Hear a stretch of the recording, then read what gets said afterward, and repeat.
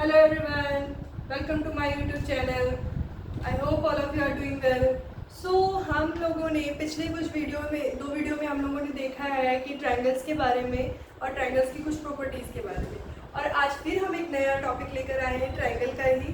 तो चलिए let's start. Exterior angle, आज का हमारा जो टॉपिक होगा वो होगा exterior angle and angle sum properties. तो एक्सटीरियर एंगल क्या होता है? ट्रायंगल के आउटसाइड में जो एंगल बनता है उसको हम बोलते हैं एक्सटीरियर। जैसे कि ट्रायंगल के ये अंदर बन रहे हैं, इनसाइड बन रहे हैं, इसको हम बोलते हैं इंटीरियर एंगल, और जो आउटसाइड बनेगा उसको हम बोलेंगे एक्सटीरियर एंगल। तो ये जो एक्सटीरियर एंगल होता है इसकी कुछ प्रॉपर्टीज भी होती है।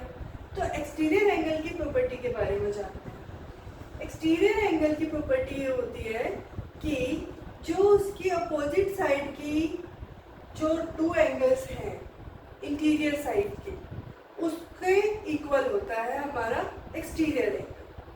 तो सपोज इसको हमने 1 ले लिया, इसको 2, 3 एंड दिस इज 4। तो ये क्या होगा कि angle 1 plus angle 2 is equal to angle 4। That mean क्योंकि ये वाला क्या है, इस एंगल का अपोजिट साइड है, तो जो भी एक्सटीरियर एंगल के अपोजिट साइड होगा वो वाले एंगल इसके इक्वल होंगे।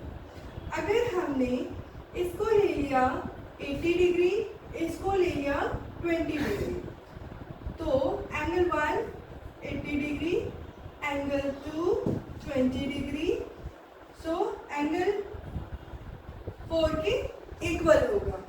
तो 80 और 20 कितने हो गए? 100 degree. So angle 4 is 100 degree. तो हमारा एक्सटीरियर एंगल फाइंड करने का ये तरीका है, ये इसकी प्रॉपर्टीज है कि जो उसके अपोजिट साइड के इंटीरियर एंगल्स होते हैं वो इक्वल होते हैं। चलिए अब हम एंगल सम प्रॉपर्टी के बारे में पढ़ते हैं। एंगल सम प्रॉपर्टीज क्या होती है? किसी भी ट्रायंगल में 3 एंगल्स होते हैं, ये सबको पता है। इन 3 एंगल्स के कुछ ना कुछ मेजरमेंट भी होते हैं।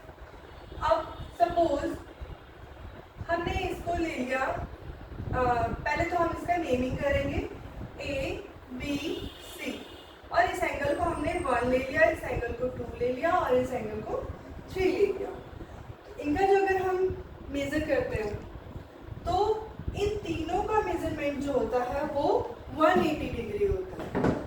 तो एंगल सम प्रॉपर्टी क्या कहती है कि इनसाइड में जितने भी इंटीरियर एंगल में जितने भी एंगल बन रहे हैं उन सब का सम जो है वो 180 डिग्री होगा। चलिए इसको हम सॉल्व करके देखते हैं, फिर पता चलता है कि कैसे होता है। अगर एंगल 1 हमने 60 डिग्री ले लिया, ये 40 डिग्री ले लिया और ये 30 डिग्री ले लिया, सॉरी 80 डिग्री।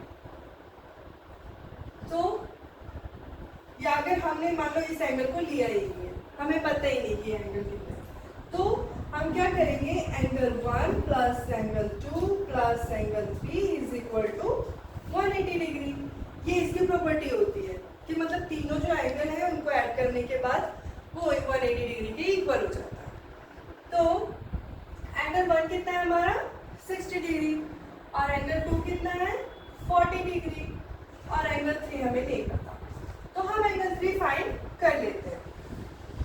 तो इन दोनों को जब हम ऐड करते हैं तो कितना होगा, 100 degree plus angle 3 is equal to 180 degree.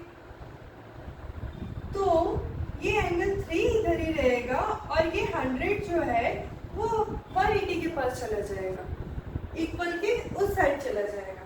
तो 180 से जब हम 100 डिग्री को माइनस करते हैं तो हमारे पास आता है 80 डिग्री। मतलब कि जो ये हमारा एंगल 3 है वो 80 डिग्री का है। तो ये ऐसे ही टाइप के क्वेश्चंस भी आते हैं, तो उन क्वेश्चंस को हम बाद में करेंगे। अभी आपको आई थिंक चीज समझ में आ गया होगा, और आप भी जब ये क्वेश्चन करोगे तो आपको भी ये आपसे भी इजीली हो जाएगा और आपको फिर कोई प्रॉब्लम नहीं होगी अगर आप लोग ये समझ गए हो तो। आई होप आप लोगों को समझ आ भी गया होगा। तो मिलते हैं फिर दूसरे वीडियो के दूसरे टॉपिक के साथ। Bye bye.